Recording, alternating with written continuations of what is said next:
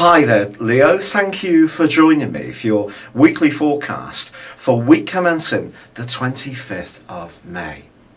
You can be one of the most charismatic members of the zodiac, and it really wouldn't be a surprise this week if you find yourself very much in demand. Your socializing skills and ability to get on with lots of different types of people is certainly going to come to the fore. Yet with Mercury continuing that retrograde, there are going to be changes of plans.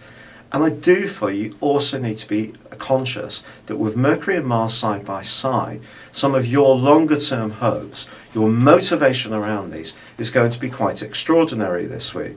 But if then things don't go as you hope, your frustration can really boil over as well. And one of the areas that you do need to be aware could be a bit of a problem, maybe around money. Now, sometimes money is something we can control ourselves insofar as the money we have in our pocket, sometimes it is a choice what we spend it upon. Obviously, that's not always the case with the more essential part of our expenses. But around your discretionary spend, the quarter moon of Monday of this week suggests that you may find yourself tempted to go on some kind of splurge. And it could be that you want to spend some more money on your wardrobe because you're going out more and having fun. And if you can afford it, why not?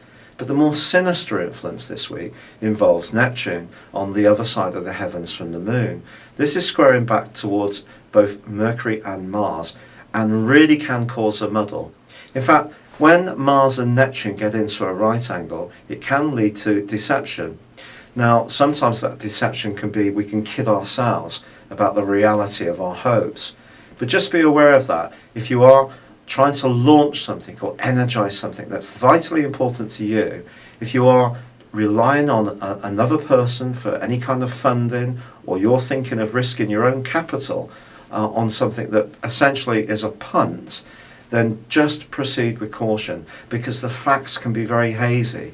And I think at this present time, there may be part of you that's inclined to give someone the benefit of the doubt, which is a good trait, but don't extend too much goodwill. You need to guard against that.